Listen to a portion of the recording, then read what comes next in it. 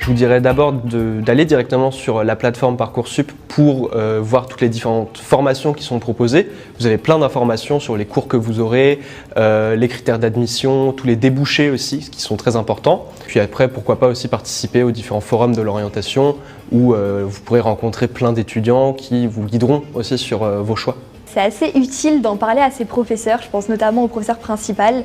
Moi je sais que c'est ce que j'ai fait et ils m'ont vraiment permis d'affiner mon projet d'orientation, même s'il était déjà assez bien défini dans ma tête, et ils m'ont incité à demander des formations qui étaient plus sélectives que celles auxquelles je pensais initialement. N'hésitez pas à aller sur les salons et également aller visiter les différentes écoles qui vous intéressent.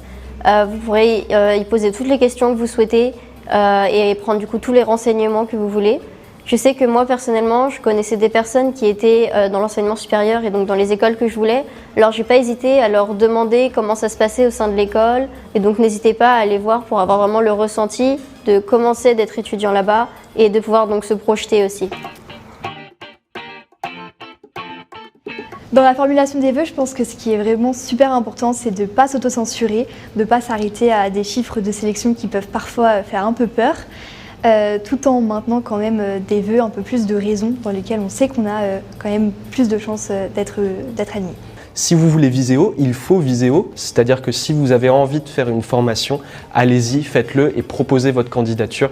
Même si vous avez des notes moyennes et que vous n'êtes pas sûr d'être admis, demandez la formation. Ça ne coûte rien, vous n'avez pas de classement de vos vœux et puis les autres formations ne voient pas les autres vœux que vous proposez. Je ne me suis pas du tout précipitée pour faire la formulation de mes vœux. Je m'étais bien organisée, j'ai pu tout faire en temps et en heure. Et de toute façon, ça ne sert à rien de se précipiter car les écoles ne verront pas quand est-ce que vous avez choisi leur formation. Donc ça ne change rien que vous le fassiez au tout début ou que vous preniez votre temps pour le faire. Il ne faut pas stresser. Vraiment, ce n'est pas le premier jour de Parcoursup qui va dicter la formation dans laquelle vous allez être pris à la fin. Peut-être que vous allez être mis sur liste d'attente. La liste d'attente, elle avance très rapidement dans les premiers jours, surtout de Parcoursup. Donc vraiment, il ne faut pas s'inquiéter là-dessus. Si vous êtes pris dans une formation et dans plusieurs formations, il faut prendre des décisions assez rapidement sur lequel vous gardez. Après, vous pouvez garder une formation.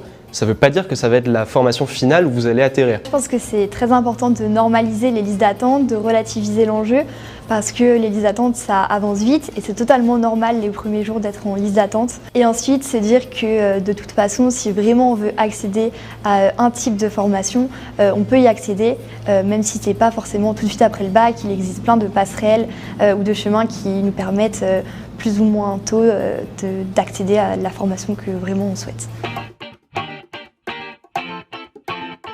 Il faut vraiment essayer de soigner au maximum tout votre dossier Parcoursup, c'est-à-dire toutes les lettres que vous envoyez, les lettres de motivation, parce que c'est aussi ce que vont essayer de regarder ceux qui vont vous recruter. Selon moi, pour avoir de bons résultats à la fin sur Parcoursup, je pense qu'il faut vraiment se mettre en avant dans les différentes rubriques, donc sur vos CV, dans la rubrique Mes activités, de dire bien aussi tout ce que vous faites à côté, en dehors des cours, montrer que vous ne faites pas que ça et que donc vous avez d'autres compétences. Ce qu'il faut savoir aussi, c'est que dans toute cette procédure Parcoursup, on n'est jamais tout seul.